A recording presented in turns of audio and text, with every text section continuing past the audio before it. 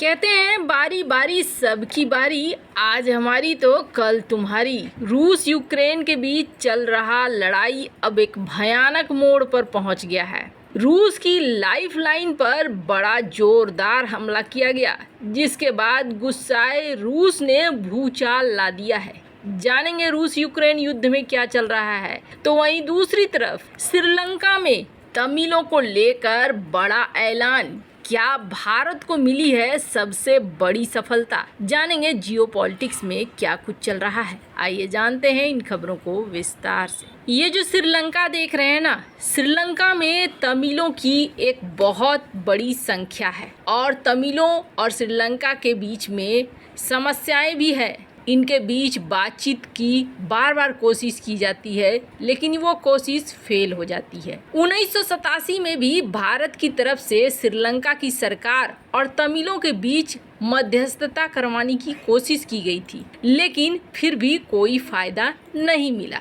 श्रीलंका में तमिलों के लिए एक अलग देश बनाने की मांग को लिट्टे ने करीब 30 सालों तक हिंसक आंदोलन चलाया था, लेकिन साल 2009 में श्रीलंका की सेना ने लिट्टे के सबसे बड़े नेता वेल्लुपिल्लई प्रभाकरन की हत्या कर दी और इसके बाद ये हिंसक आंदोलन खत्म हो गया। इसी हिंसक संघर्ष में भारत के पूर्व प्रधानमंत्री राजीव गांधी तक की जान चली गई है। यानी श्रीलंका, तमिल और भारत का रिश्ता एक काफी पुराना रिश्ता है, लेकिन श्रीलंकाई सरकार ने बड़ी क्रूरता दिखाई थी और इस क्रूरता में 30 साल तक चले इस युद्ध में 20,000 से ज्यादा लोग लापता हैं। श्रीलंका में कहा जाता है कि जो तमिल संघर्ष चला उसमें कम से कम 1 लाख लोग मारे गए। वहीं अंतर्राष्ट्रीय मानवाधिकार संगठनों का कहना है कि 40,000 जातीय तमिल नागरिकों की हत्या कर दी गई, जिसे श्रीलंका की सरकार नकारती रहती है। लेकिन इसको लेकर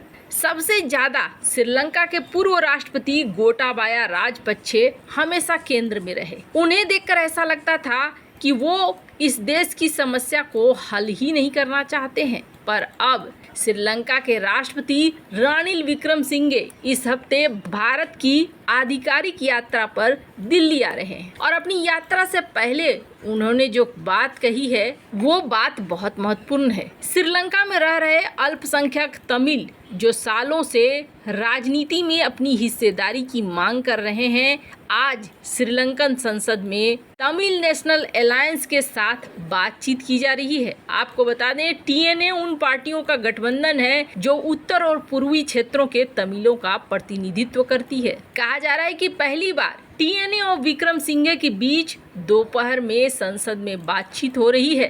भारत आने से पहले वो इनसे बात कर रहे हैं और जो इनकी मांग है उसको निपटाने के लिए शुरुआत कर रहे हैं। विक्रमसिंघे ने ये भी कहा है कि अब हम थोड़ा सा अपने संविधान में संशोधन करेंगे। भारत ने हमें जो संशोधन के लिए प्रस्ताव दिए थे उसे हम लागू करेंगे। इस प्रस्ताव में क्या दिया गया था?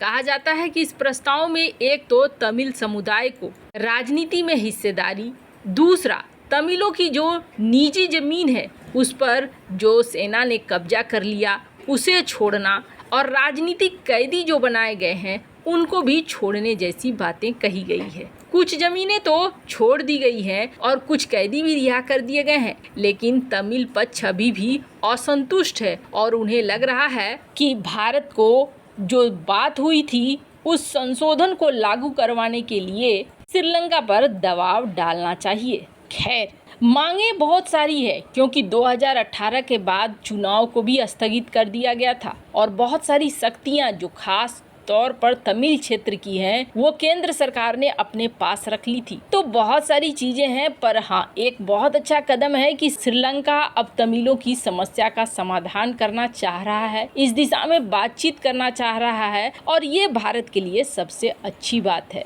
खैर, जहाँ एक तरफ ये सब कुछ हो रहा है तो वहीं दूसरी तरफ क्रीमिया में जो कुछ हुआ है उसके बाद रूस ने एक बड़ी भयानक तबाही लानी शुरू कर दी है। दरअसल ये जो इलाका देख रहे हैं आप, ये इलाका क्रीमिया का है। 2014 में जब रूस ने इस पर कब्जा जमाया तो दुनिया के बहुत सारे देश थे जिन्होंने रूस के इस कब्जे को सही नहीं ठहराया। रूस के ऊपर एक्शन भी लिया गया और रूस को G8 जो आज G7 होता है उसमें से निकालकर बाहर फेंक दिया गया। पर रूस ने इस क्षेत्र को धीरे धीरे विकसित किया। इस क्षेत्र में बिलियन डॉलर लगाकर बनाया क्रीमिया पुल। ये क्रीमिया पुल जो क्रीमिया को रूस के बाकी हिस्सों से जोड़ने लगी और क्रीमिया के लोग भी रूस के इस हिस्से से जुड़ते चले गए। ये पुल रूस के लिए इतना महत्वपूर्ण था कि जब ये पुल बनाया गया तो राष्ट्रपति पुतिन खुद आए थे इस पुल का उद्घाटन करने के लिए। उन्होंने ट्रक चलाकर इस पुल का उद्घाटन किया था। पर अब जो लड़ाई है वो लड़ाई एक अलग मोड में जाती हुई दिख रही है। वैसे स्क्रीन पर जो ये मैप देख रहे हैं इस वक्त वो इलाका है जहां लगभग कब्जा हो चुका है रूस का। यानी दिख रहा है कि पास के कई इलाके हैं जो रूस से सटे हुए हैं जिस पर कब्जा कर लिया है। 17 जुलाई तक की ये रिपोर्ट है कि इस तरीके से मैप में जो भी हिस्सा आपको लाल लाल दिख रहा है वो हिस्सा कब्जे का है। पर अचानक से क्रीमिया के इस क्रेच पुल पर हमला हुआ। ये हमला इतना जोरदार था कि एक हिस्सा पुल का टूट चुका है। वैसे 2 हिस्से हैं इस पुल में, एक आने के लिए दूसरा जाने के लिए, और इसे बनाया गया था काफ़ी अच्छे तरीके से। काफ़ी ऊंचाई से ये पुल कैसा दिखता है आप इन सैटेलाइट की तस्वीरों में देख सकते हैं। पर इस पर जिस तरीके से हमला किया गया ये पुल जो लाइफ लाइन कहलाती थी, क्योंकि रूस से यहाँ तक यात्रा के लिए ये सबसे अच्छा माध्यम था और चीज़ों की सप्लाई के लिए भी ये बहुत बढ़िया रास्ता था। अब ड्रोन से किए गए ये हमले और इस हमले के बाद जो एक हिस्सा है वो टूट चुका है।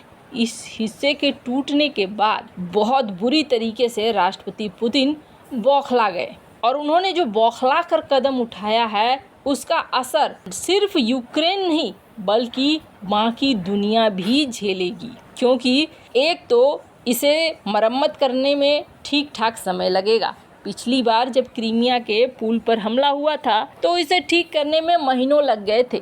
अब इस बार फिर से वैसा ही कुछ होगा, पर इस बार बौखलाए रूस ने सबसे पहले ब्लैक सी के द्वारा जो ग्रेन डील करी थी, यानी अनाज निर्यात का सौदा, उस सौदे को तोड़ दिया है और इन्होंने कहा है कि अब ये समझौता नहीं चलेगा।